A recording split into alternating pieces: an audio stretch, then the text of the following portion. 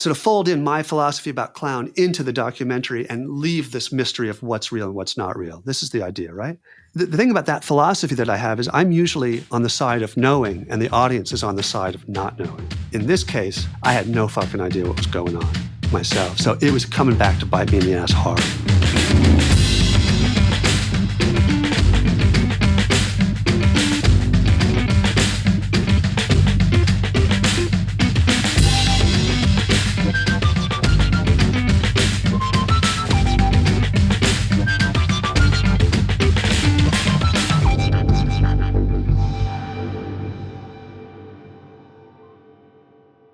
Welcome to Atypical Daydream, a podcast about life on the road.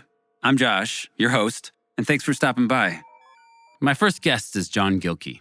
He's an award-winning circus performer, actor, director, and teacher, and has done many clown performances with Cirque du Soleil. John's story is exactly what you'd want from someone who has spent their life in pursuit of clown, where lines are blurred between what's real and what's not real. And in this story, we'll see that sometimes the things you set into motion can come back to stop you in your tracks.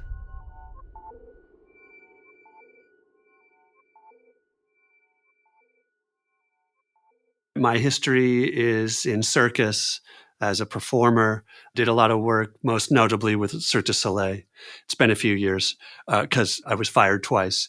I'm going to tell you a story about this kid who contacted me a year ago to do a movie. I get an email from this kid who's just graduated from film school in Miami, and he wants to do a documentary on me. When he was younger, he saw a Cirque du Soleil show that I was in, and he fell in love with circus. He fell in love with circus culture, got super into clown, and he's been like studying it and really getting into it. And I have to say, the Cirque du Soleil show he saw was one that I was not in when he saw it, but I created the role. So he saw somebody else play my role. To this day, I don't know if it was me, if he thinks it was me in that role that day that he saw the show, because I was long gone. That's the first point of mystery. Anyway, so he contacts me, wants to do a documentary. I said, okay, sure, no problem. Let's talk about it, And this is just a couple of months into the pandemic, right? This is May 2020. So we start this conversation online on Zoom, meetings, talking about clown. And I fall in love with this guy immediately. He's such a sweetheart. He's completely dedicated to his craft. He's super invested. He's done his research. He brings on his partners, his three buddies who are going to be doing sound and camera, and maybe another one's going to act. Even though it's a documentary, another one's going to act in the movie. And all this while, he's learning about clown. He's learning about my sense of clown, which is very sort of anarchic, very trickster archetype, creating chaos is this whole thing. I'm into blurring the line between what's real and what's not real, okay? He's super getting into this stuff. And throughout the next several months, we keep these Zoom meetings happening, but the pandemic is just stretching on and on and on. After 6 or 7 months, he's lost a couple of his partners. They're going on to other things. And so I tell him I bought this new car, and I turned my car into this little micro camper, and I had driven out to the desert in Arizona just to get away from everything, and the pandemic's still on. And I'm just out there all alone, and I'm like, oh, this is great. I can do some writing, some thinking, blah, blah, blah. He says, that's perfect. You know what? I'm going to come out. I'm going to meet you in the desert and film you out in the desert. And I'm like, okay, sure. I guess so. Yeah, we'll do that. And so we schedule a date where we're going to meet in the desert. He's going to fly out and get himself into the desert. He's going to somehow find me in the desert. He calls me, says, hey, we're supposed to meet that day at 2:00 in the desert. He calls me, says, hey, it's raining. We're not going to shoot today. Forget it. We're going to call it. I'll call you tonight at 8:00. I said, okay, great, no problem. And so I'm camping. I'm outdoors. I'm camping in the middle of a Kofa National Wildlife Refuge. There's nobody around. And I'm waiting for him to call. It's 8:00, and he doesn't call. Finally, 8:40, he calls me, and he's super pissed off. Where the hell are you? I said, I'm right here, man. I'm right here. He goes, I've been driving up and down this road. There's this one road. I said, well, I'm on the road, man. And he said, you said you were going to be on the right side of the road. I've been driving up and down this road for a half hour. I don't see anybody. I said, look, man, I'm here, but I'm on the left side of the road, okay? What? Are you crazy? You said you were going to be on the right. He's going apeshit. I said the right side of the road wasn't working out. I found a better spot on the left side of the road. I've never met this guy, right? Only on the Zoom, right?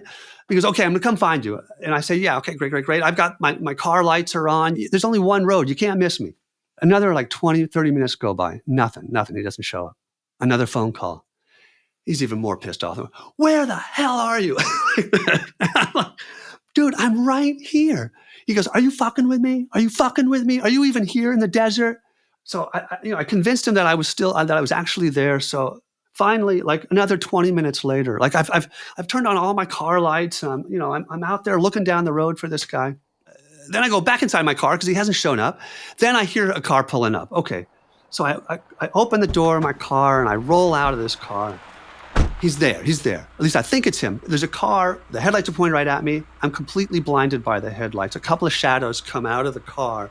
And it looks like there's maybe 3 people. There's one person's got a camera, and the camera's got a light on it as well, which is in my face. And again, he's going, I can't believe you've been trying to ditch me, he says, something like this. And I'm kind of totally discombobulated now. I can't tell how many people there are. I can't see the face of the cameraman, so I don't know if I trust these people. And this guy, Ronaldo, the director, turns out he's like 6'2". I thought he was like 5'6". He's like 6'2", super imposing. I'm 5'10". And I'm freaked out. The light is in there, and he's throwing these questions at me. Where have you been? And, he pulls out this briefcase, which has like this wooden, horrible marionette clown thing inside, which is freaky as hell. And he gives it to me. He says, I want you to have this. I want you to make an act with this. I'm like, and it's super creepy, this doll. I said, I'm getting out of here. And I try to jump into my car and take off. But like I've moved my seat forward and I've got all this masking on my windows of the car, so I can't like escape. I've got to take time to undo all this stuff, and it turns into this big palaver.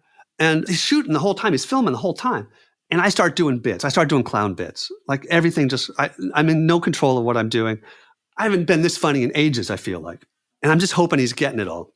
And finally, he kind of like calms me down. He says, "What's going on? What's going on here? You seem like you don't want to do this." I'm like, "Yeah, I'm not sure I want to do this. And he says, "Are you okay?" And I said, "Well, I did take an edible and it hit right about the time you got here."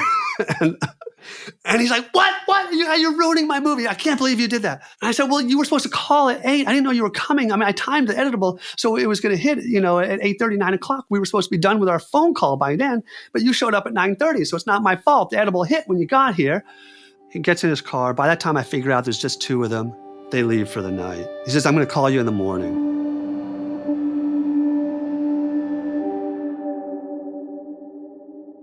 So the next morning, he's supposed to come by at 9:30. He doesn't show up. I'm like, oh no, this kid, I've really blown it. This guy's he's gone back to Miami.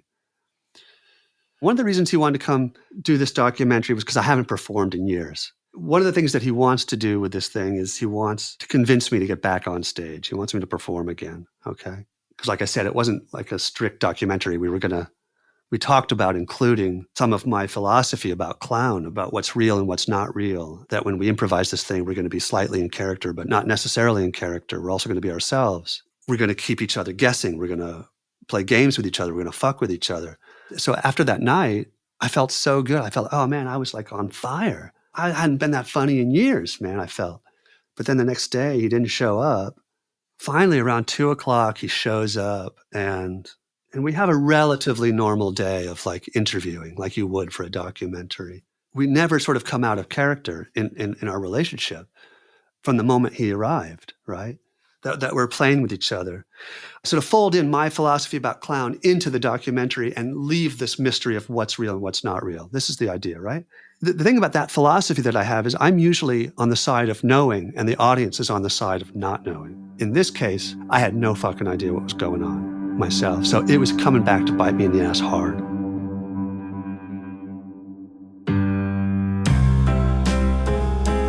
Hey, Josh here.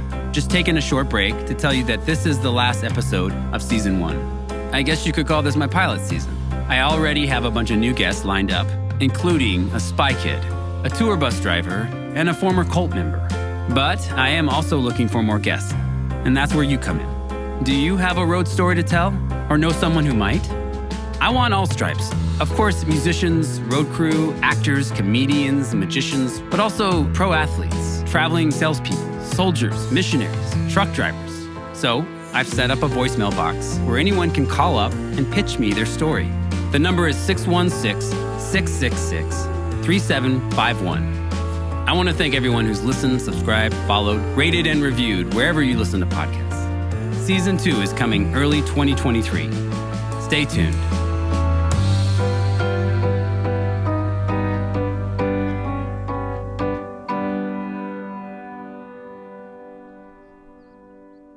There's this beautiful red Arizona mountain behind me, beautiful, just, iconic cactuses and just space, nothing but space, right? Just beautiful, except for that one sort of mountain jutting out. It's just beautiful space.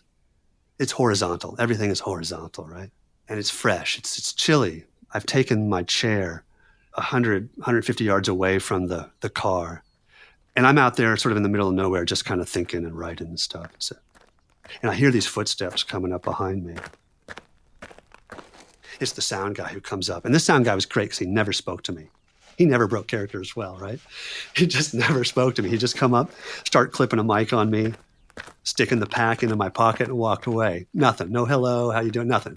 And so I'm sitting there. I just continue what I'm doing. And I hear, footsteps coming back. And it's this guy, Ronaldo, the director, he comes back. And he's interviewing me throughout the day. He's asking me basically following this line, like trying to figure out why I don't perform anymore. Like what happened? Where did I fall apart? Where did I lose my confidence? How did I lose my confidence?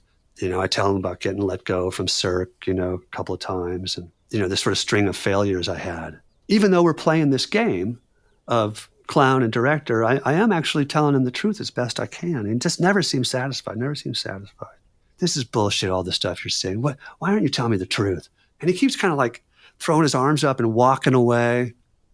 I had my chair sort of, out there in the middle of the desert, like 100 yards, 150 yards away from the car. And he'd get upset. And then this peaceful, stretched out, quiet space where he would just dissolve into the distance to the sound of footsteps in the crunching gravel. That night, he stuck around. And we're kind of now just talking, the three of us, the sound guy, Ronaldo, and me. We're sitting around talking. It seems like now it's just sort of a man-to-man talk, but the cameras are still rolling. There's a camera he set up on a tripod, so I don't know what's real and what's not real. And he proceeds to tell me that I've completely ruined his film, that nothing I'd done the night before was usable. Best I've been in years. He tells me it's all unusable. And I don't quite get why, but I think it's because at one point early on in our discussions, we talked about me doing some kind of a clown performance at the end of the movie. Like he was going to succeed in getting me back, on stage, right?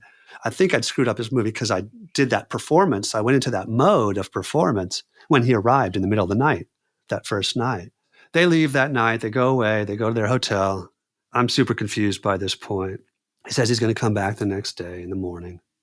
Sure enough, the next day, he doesn't show up. I'm like, oh man. He's gone back to Miami, I'm thinking. I really have fucked up his film. Eventually he shows up. I guess at this point he's got sort of a conciliatory vibe, and let's just sit down and chat. He says, let's just sit down and chat. Finally, he kind of says, look, if you're not gonna do this thing, I'm gonna do it. If you're not gonna bare your soul and perform, then I'm gonna do it. And he pulls out this costume, this horrible clown costume, like a traditional, colorful clown costume with a frilly thing around the neck and a fright wig. And he starts putting on clown makeup, but it's the makeup that I wore in that Cirque du Soleil show, Varikai, that he'd seen. But he's doing a horrible job. He looks like a monster. It's horrible. He says, I'm going to do it myself. Like this. Oh my God, this is horrible. This is so freaky, this guy, I'm thinking. And he picks up that doll that I told you about, this horrible wooden marionette, and he starts chasing me through the desert with this doll, and he's pummeling me with it now. He's hitting me with this thing, and it's hurting, like he's hitting bone, with this doll. And he's like, oh my God, he's chasing me around. What is this guy doing? Eventually, he finds my notebook. He picks up my notebook, which I'd left out in the middle of the desert where I was originally when he came to find me. He finds it and he starts reading it, like without my permission. He's reading from my notebook. And it's really embarrassing, the shit he's reading. Like I've written at one point, like Howl. like I'm Ginsberg or something. I've just written Howl, nothing else is Howl. Oh my God, he's reading that. He's laughing and the camera's picking. Oh my God, it's so embarrassing. Finally, we sit down. I read from the notebook, and I think I divulged some more about like why I'm not performing and all these failures I've had and everything. He says, okay, look, I think we got it. This is like the first time where I felt like, oh, he's actually speaking as himself here. And we kind of say goodbye, but it's kind of a weird goodbye. Are we ourselves or are we not ourselves? They take the sound off of me, the mic off of me. And I start packing my things up. I'm going to go home, 5 minutes later, George comes back, starts hooking the microphone onto me. I say, what's going on? He won't say a word. I say, what's going on? I thought we were done. He walks away, picks up the camera. He starts shooting. Ronaldo comes back. He is livid. You shut off the sound, he says to me. I said, no, man, I didn't shut off the sound because the component is in my pocket and the mic is on my lapel, And he thought I pressed the off button. He starts pushing me around. He's like grabbing my arm and shaking me like this. I'm like, oh, no, dude, I swear. And I'm getting scared now. I'm getting freaked out, like legitimately freaked out. Man, we need a safe word, man. Kentucky's the safe word, I say. Kentucky, like this. And he goes, no, it's hamburger. Hamburger's the safe word. Okay, man, hamburger. And he's like ripping my sweater. It's this sweater I'm wearing now. He's ripping my sweater. I'm like, hamburger, man, hamburger on the sweater. Hamburger on the sweater. You're ripping my sweater. And I plead with him. I'm like, dude, I promise you, I did not turn off the sound. He's like, you're ruining my film. I can't believe this. Every step of the way, every moment every chance you had, you've ruined this film. I can't believe you. It took me 10 or 15 minutes to calm him down. Finally, they took the sound off, whatever, kind of thing from him. And they basically kind of said goodbye, but didn't really say goodbye and got back in the car and they drove off. And I've never seen him since or spoken to him since. 2 weeks ago, my phone rang and I saw that it was him and I was so scared to answer it. I just watched it ring, And I'm like, oh man, do I answer or not? And I was kind of freaked out because at one point, he said, we're going to have to come to your house and get more footage. This is when we were still in the desert. And I'm like, oh my God, is he outside of my house right now? And he's calling me and he's going to come to my door. What's going on? And so I don't answer the phone. He calls back immediately. It starts ringing again. He's called again. Oh my God, this guy's stalking me. What's happening here? 5 minutes later, it rings again. It's him. And I don't answer. And he hasn't left a message. I have not heard from him since, dude. I don't know what's going on. So again, okay, we went into this thing thinking we're going to play these roles, right? We're going to play this thing full on. But he's a much better actor than I anticipated because I have or he's not an actor at all and I've really fucked up his film. I do not know to this day how he feels about me, what I did, what we did together in the desert. I don't know if this thing is going to get made, if he's going to be able to edit this into something. He was all upset that, I didn't have an ending for him. I said, look, I got an ending for you. When you arrive, call me before you arrive. This is when we're back in the desert. Call me before you arrive. I've got the ending for you. When he arrived, I got naked and I stood on the top of my car and I'm just like blowing kisses to him, buck naked. And I said, look, that's your ending, dude. That's your ending. I want to thank John Gilkey for sharing his experience. If you're in Los Angeles, make sure to check out The Idiot Workshop, John's series of classes teaching contemporary clown and his unique sense of humor to comedians, actors, dancers, and artists. I've taken some of these classes, and they're amazing. This podcast was created and produced by me, Josh Caldwell. Music by Visual Aid, my side music project. General support and copywriting by Miranda Caldwell. If you like the show, please follow and subscribe wherever you listen to podcasts. Thank you for listening, and I hope you come back next week.